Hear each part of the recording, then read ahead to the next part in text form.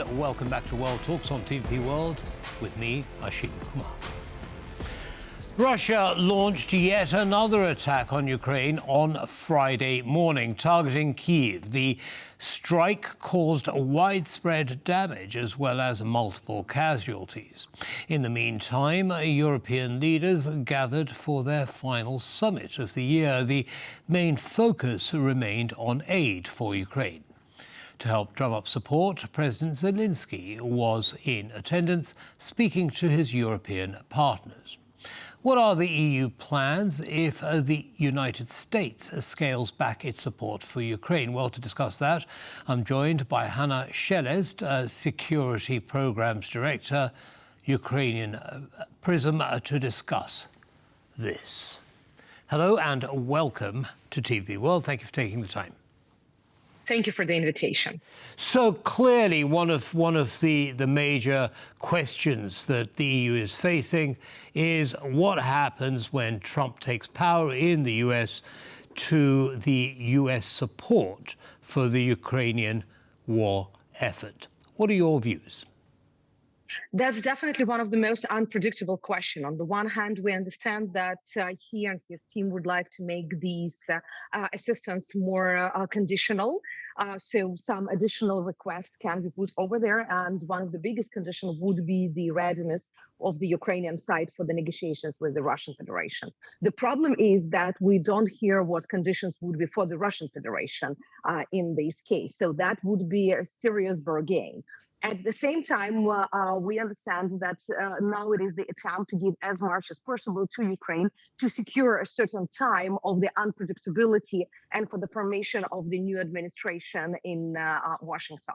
And 20th of January is an important date, but let's remember that usually the administration should be voted, discussed, and that can take 3-4 months, if not longer for some positions. And that means 3-4 months is when the administration is not working in full speed. And the Ukrainian issue, as last year, can become again the bargain chip between the Democrats and Republicans for other like budget, for example. Today, we're in the huge budget crisis in the US again. And unfortunately, the foreign assistance is always one of those issues that is becoming the victim of the domestic policy. Well, you talk about budgets. I mean, there's an $895 billion defense spending bill, which has been passed in the US Senate. But there's no increase in investment for Ukraine in that bill. What is this telling you? Is this something that is somewhat concerning for the future for Ukraine? And if so, how will the European Union step in to fill the gap? Yes, definitely. It is the huge concern for us because the United States is one of the biggest producers of the weapons. And why during this war, Ukraine being that much dependent on the US, just because their capacity to produce is much more significant that of any European country. So it's not just technologies, that is just the scope. And also the reserves, how much they have in their stockpiles, already produced ammunition that is so important during this war.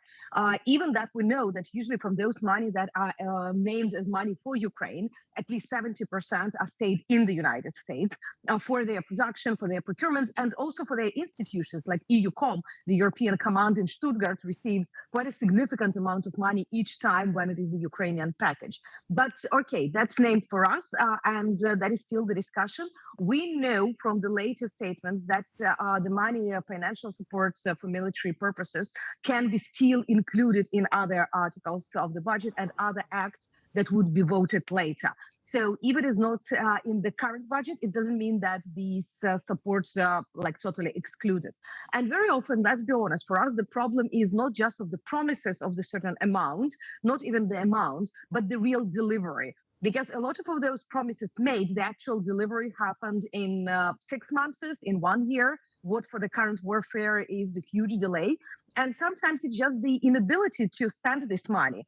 For example, that big package that been negotiated so difficultly in spring, we now have at least 1 billion that is not spent. And there are questions, will they be able to spend it on time because of the different delays? So when we are coming to the Europeans, no, Europeans would not be able totally cover this cost, not because of the financial, but because, first of all, they don't have that much in their stockpiles. The second, their producers are not capable to produce that amount of the ammunition.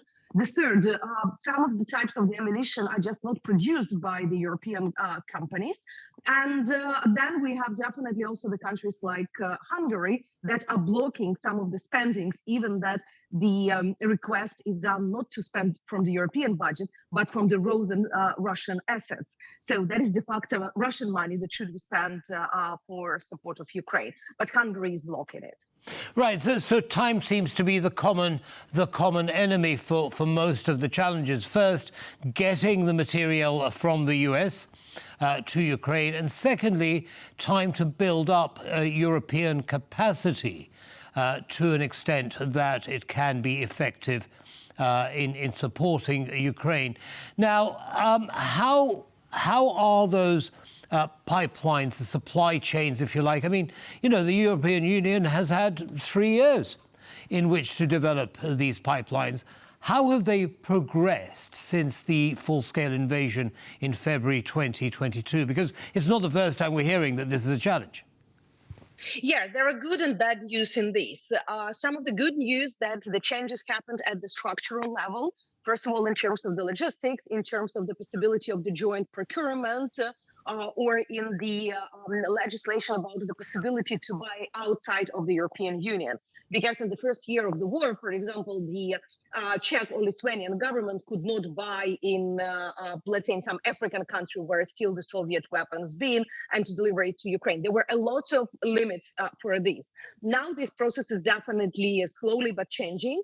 Also, we know that in spring it was the report about the situation of the European industry, military industry, how to improve capacities, what to do. So a lot of the structural and institutional changes are happening.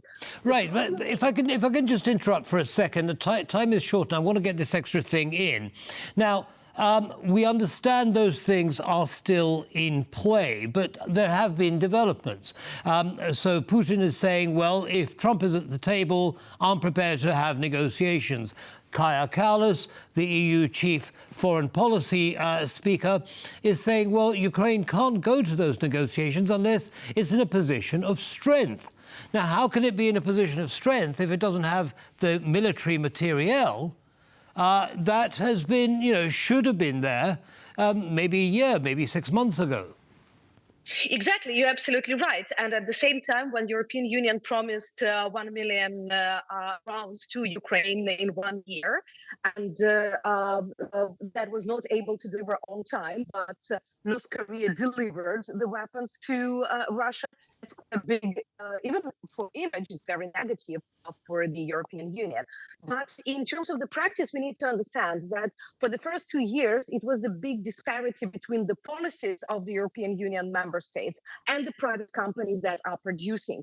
Many of them didn't want to invest money, their own money. They've been waiting for the governmental money for investments for making bigger production. And also, they were still producing as for the peaceful time, as just for the regular expert that they used to have. When the war, for example, Ukraine used during 1 day the same amount of the ammunition what France produced during 1 month. You understand the big difference in this, and France is one of the biggest producers in Europe. So the problem happens that they were all waiting for the end of the war. They didn't understand that it is a long-term war and that they need to invest for the European security, first of all, not that much even for the Ukrainian security. Right. Okay. Sorry again, we just have a minute or so left. I'd like to get your view on something else as well. Now, let's fast forward a bit. Let's assume these peace talks continue or actually happen. Some kind of ceasefire is agreed upon. The use of foreign troops as peacekeepers in Ukraine. What's the general feeling within the Ukrainian population of such a solution? Is it sustainable? There are two questions in this. One about the ceasefire in general, and another one about the European peacekeepers. European peacekeepers, there is general positive. The only question is what would be their mandate, because there is no unique single list of the mandate for each of the missions we are putting this. If they will be the same ineffective as OSCE Special Monitoring Mission, that's one thing. If they would be able really to control the situation at the contact line, that is another thing, and also help with the demining on some other emissions. But the ceasefire is much more complicated issue, because here we understand that the ceasefire, first of all, can give Russia an opportunity to accumulate the forces, because now what they produce in terms of the long-range missiles, they're using it the same months. So that means that they would have quite a number of months for accumulating these, also to train their personnel, so to be more effective for the new attack. And the second is because Russians are saying that they're ready for negotiations only if we agree to their total control of the occupied territories, and even more, they would like even those parts of these administrative regions that they are not controlled. So the full Donetsk region, the full Kherson region.